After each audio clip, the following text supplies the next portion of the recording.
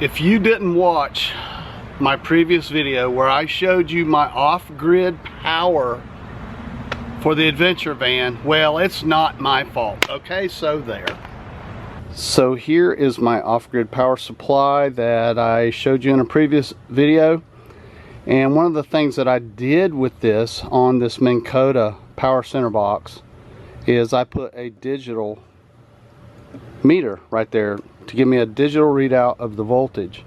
Now, what I have discovered that over weeks, several weeks, that little meter will gradually reduce and pull power. So I am going to install an intermittent switch so that little teeny meter doesn't slowly suck the power out of my battery. You can pick these little Momentary contacts, these little Momentary switches up at Lowe's or Home Depot. I think this was around $6. It is a Hillman. I'll put the part number and all that on there, but basically instead of my digital meter always being on, I'll just have a push button. I can check the voltage that way and it won't suck the power out of my battery.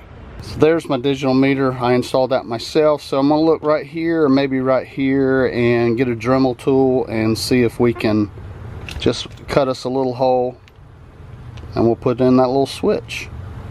And of course we're gonna use our off-grid power system to power our Dremel.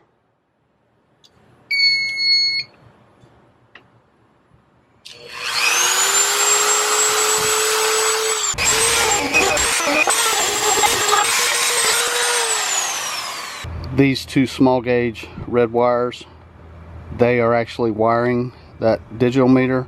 So I'm just going to cut one side, being the fact that it's a switch. I only need to cut one side of it to create that open.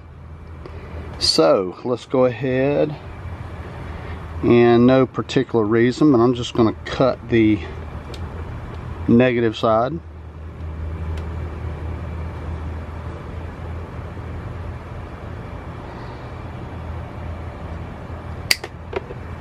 One of the reasons that I like this little Momentary switch were the screw connectors right there. No soldering or splicing or anything like that. Just strip your wire and use those.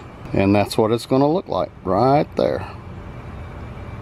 It's so simple that even Justin Johnston of the Kayak Catfish YouTube channel could have done this.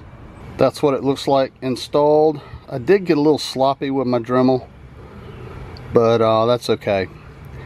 Anyone with a superior brain can install that in about 5 minutes. And just in case you don't have a superior brain, it'll take about 5 minutes and 10 seconds to install it. Alright, let's see how we did. Push the button, and there you can see the voltage readout.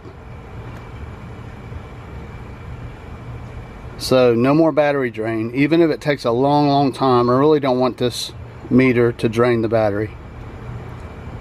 Alright y'all, that's it. It's miserable out here today. It's 100-degree heat index and I'm sweating like a virgin on prom night. So I'm gonna go inside, get some cold air and a cold beer, and I'll see all y'all again real soon.